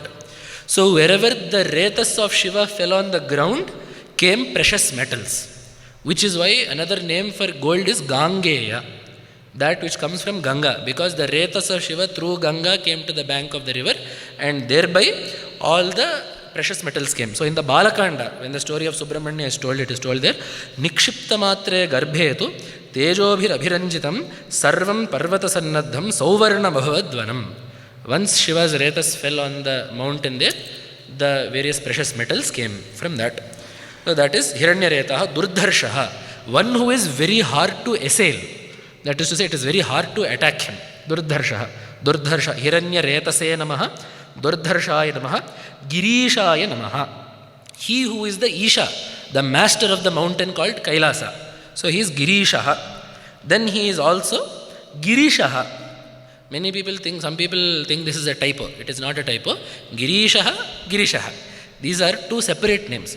Girishaha is a Vedic name for Shiva. Giraudash Chandasi is the sutra there. The Dap Pratyaya will be applied on the Shing Dhatu only in the Vedic usage. So Girisha is a Vedic usage. It means he who sleeps or reclines on the mountain. There is one more meaning that is given. Girim Shyati Tanu Karoti iti Girishaha. He who lightens the mountain. He who makes a mountain lighter. Which is a reference to when Shiva, for the sake of the Tripurasura Samhara, took up the Meru Parvata as a mere bow. So the fact that such a big mountain became just a dhanus in his hand means that he is a Girisha, he has lightened the bow. Then perhaps the even more important meaning that we have seen in the Veda Bhashya also, in the Rudra Veda Bhashya, is that Gihi means speech, Giri means in speech. He who resides in the words of the Vedas is Girishaha. Giri, Vedavachi, Shete. He sleeps or he resides in the words of the Vedas. So is Veda Pratipadya, is what that means. This is the 13th Murti of the Maheshwara Vyuha out of the 25. Trayovimsham Sukhasanam. The Murti that is pleasantly reclining on the Kailasa Parvata is the 13th Murti. Then Anaghaha. He does not have any attachment to Punya or Papa. Agha is not just Papa, it is Punya and Papa. In the Shastras, in many places, we see that the word Papa is used to mean not just ill action, but the results of both actions. So, Anaghaha means he who does not have any flaws, also he who does not have any attachment to any karma. Esha Apma Apahata Papma Vijaro Vimrutyur Vishokaha is Upanishad Vakya. Then, Bhujanga Bhushanaha. He who is adorned by snakes.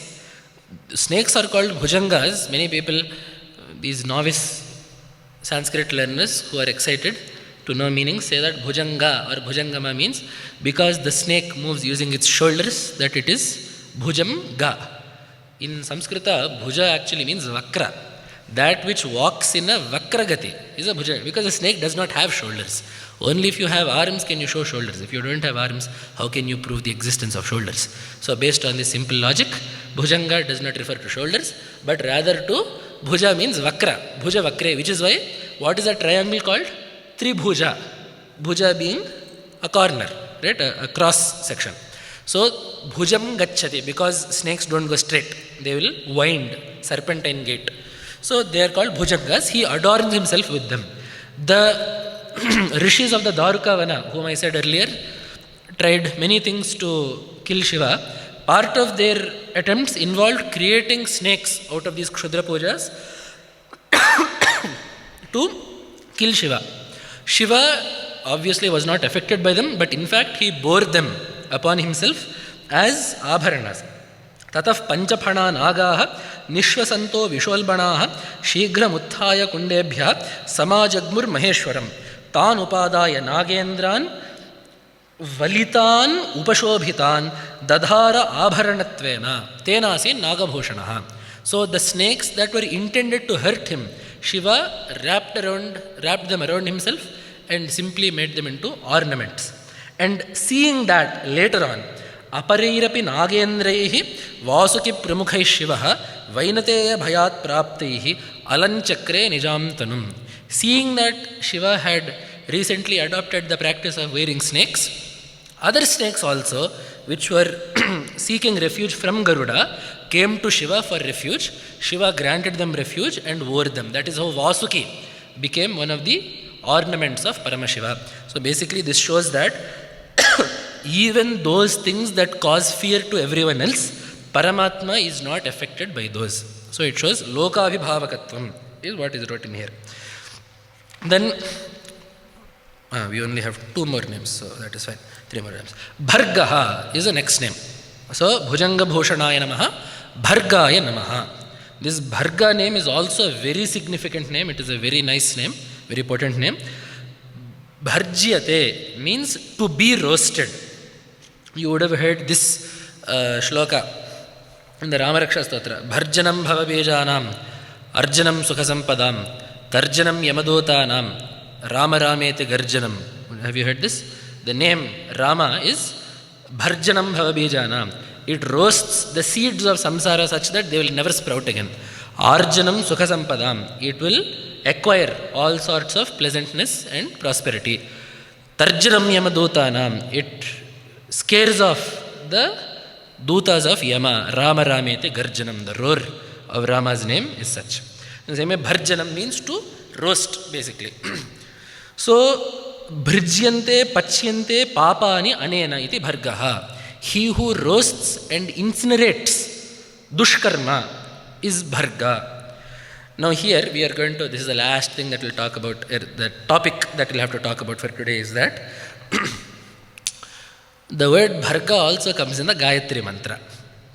It is a point in the Shaiva Sampradaya that they say that the word bharga in the Gayatri mantra refers to Shiva. And of course, when Nilakanta Dikshita is writing a text talking about Shiva Paramya, of course, any chance that can be shown, that can be used to show that Shiva is Paramatma will be used. So what do we get? Bhargo Devasya Dhimahi. So what does that actually mean? Let us not use the Gayatri mantra, we'll use the shloka. Yo Devas Savitasmakam Dhiyo Dharmadi Gocharaha Prerayat Tasya Yad Bhargaha Tadvarenyam Upasmahe. So that Bharga of Surya, we meditate upon that. Actually, properly speaking, in a very fair manner, that is a Sakaranta Shabda Bhargas. It is in the neuter gender, which is why it is Bhargaha, Bhargasi, Bhargamsi. And it means Tejas, it means luster. We Devasya Bhargaha, Savitur Devasya Bhargaha. We meditate upon the luster of that Surya Devata, is what the name properly means. However, it is the case in Samskrita that the Prathama Vibhakti Ekavachana of a Napumsakalinga Shabda, of a Sakaranta Napumsakalinga Shabda, and the Prathama Vibhakti Ekavachana of a Pullinga Shabda will look the same. So if you have Akarantaha Bharga Shabdaha will also be Bhargaha Bhargao Bhargaha. Sakarantaha Bhargas Shabdaha will also be Bhargaha Bhargasi Bhargamsi. So the Shaiva Sampradaya takes this as Bhargo Devasya Dhimahi means we meditate upon Bharga who is Rudra. And therefore in the Gayatri mantra the Surya Mandala Murti is Rudra. And the point that they show there is, it says Yo Devas Savitasmakam. Yaha is used in Pumlinga. Therefore it must be connected to something else in the Pullinga. And the only other Pumlinga word that you can possibly find there is if you make Bhargaha into Pumlinga. There is no other word that is there in the masculine case, in the masculine gender. So if you say Bhargo Devasya Dhimahi, there are no other masculine words here. So because Yaha is used before, Yaha means a male entity, male gender. So you have to connect it to a word that has a male gender here also. So the Yaha there has to correspond to Bhargaha here, and that therefore has to be a Pumlinga Shabda, therefore has to be Akaranta Shabda, therefore refers to Rudra, is their point. And they are not without some backing, because they have shown here that in the Maitrayani Shakha, in Veda, within Veda, in the Maitrayani Shakha, there is one line, Esha Rudro Bhargatmakaha. This Rudra is Bhargatmaka. This word Bhargatmaka can only happen if it is an Akaranta Shabda. If it was Bhargas, it would be Bharga Atmakaha. It will not be Bhargatmakaha. And that too saying Rudraha Bhargatmakaha. In Veda itself shows that Rudra alone is referred to as Bhargaha in the Gayatri mantra. Because even this statement, Esha Rudra Bhargatmakaha, comes in the Maitrayani Shakha when the Maitrayani Shakha is discussing the Gayatri mantra. So it is not even out of context. In the context of the Gayatri mantra, the Maitrayani Shakha is saying that Rudra is Bharga. Therefore, the Bharga in the Gayatri mantra has to be Paramashiva, is what they say. And also in the Yoga Yajnavalkya Smriti also, if you look at the way that they have taken it, Devasya Savitur Madhye Yo Bhargaha Yaha Bhargaha. They have taken that both in Pumlinga. Yo Bhargaha no Dhyakramat Prachodayat Tam Varenyam Dhimahi Tyanvaya Kramaha. This is also a shloka that can be told every day. Just as that Yo Devasvitasmakam Dhiyo Dharmadi Gocharaha Prerayat Tasyat Bhargas Tadvarenyam Upasmahe. Just as this is a shloka that can be told by everyone every day in the Sandhya Kala, this is also a shloka that can be told in the same way. Devasya Savitur Madhye Yo Bhargaha. In the middle of the Surya Bimba, that Rudra that is there. The Neela Lohita Murti of Rudra that we talked about yesterday, the Surya Mandala Madhyavarti, that Rudra who is there, Naha Dhyakramat Prachodayat Tam Varenyam Dhimahi Tyanvaya Kramaha. So this Smriti, this is a Smriti Vakya that is showing us the proper Anvaya of the Gayatri Mantra. So there also they have taken it as Bhargaha, meaning Rudraha in the Akaranta only. So the Shaiva Sampradaya holds that it is Rudra who is the Bharga of the Gayatri Mantra. However, the standard Vaidika Veda Bhashya Vyakhyana is that Bhargas is Napumsakalinga only, because Devasya Bhargaha, the Tejas, we are meditating upon the Nirguna form of Paramatma. So, although the sun is the basis of our dhyana, we are not meditating solely upon the form but on the Chaitanya in the sun. Which is why right after we say, Sayaschayam Purushe, Yaschasa Avaditye, Sa Ekaha. We are concerned with the Chaitanya in the Surya Bimba, which is why Bhargas makes more sense even philosophically as well. We don't mind if we say Rudra is in the sun or Narayana is in the sun. But as per the Veda Bhashya of Sayanacharya, as per the Vidyaranya Bhashya, and as per many other sampradayas also, there is no problem at all, and it is most common to take the word Bharga to mean Bhargas as a Sakaranta Shabda to mean Tejas. So anyhow, that is the name Bharga. There is one more meaning that is given it, which is Bhargaha sasakshatkarena Bhargas sasakshatkarena vidya tatkarya dahakaha. Because he burns up avidya, he is called Bhargaha. So that is why this name is also very important. Bhargaya namaha. Giridhanva. Giridhanvane namaha. He who holds the mountain as his bow. And the last name today is Giripriya. Giripriyaya namaha. He who is fond of the mountain. Because sarve shilochayah punyaha sarva nadyascha bharata.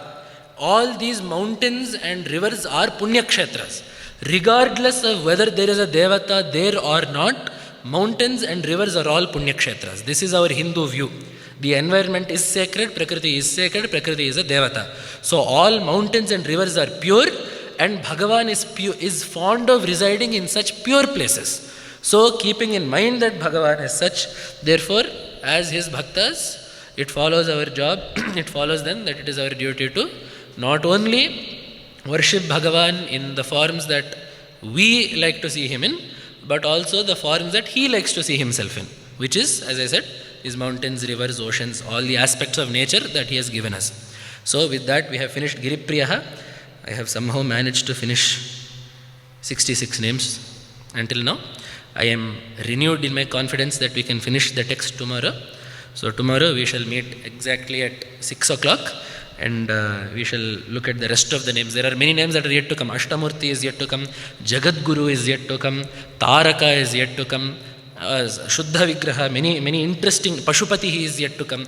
There are many interesting names that Paramatma has left for tomorrow to ensure that you all still come.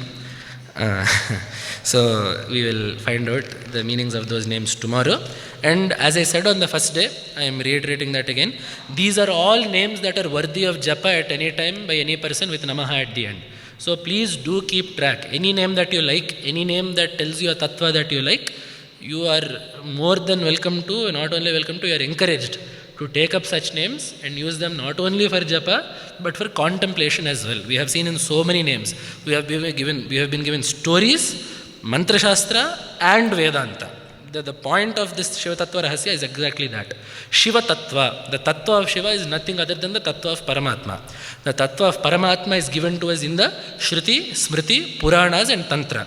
So how is the Mahima of Shiva in each of these names seen in all of this? How is the Mahima of Shiva seen in the Vedas? How is the Mahima of Shiva as Paramatma seen in the Tantras? How is the Mahima of Shiva seen in the Puranas? All of that is what Nilakantha Dikshita is presenting to us, and we shall conclude our foray into this text tomorrow. With that, I will take my leave for today. Ityesha Vangmayi Puja Srimad Shankarapadayur Arpita Tena Deveshah Priyatam Me Sadashivah Tava Tattvanna Janami Kidrishosya Maheshwara Yadrishosya Mahadeva Tadrishaya Namo Namaha.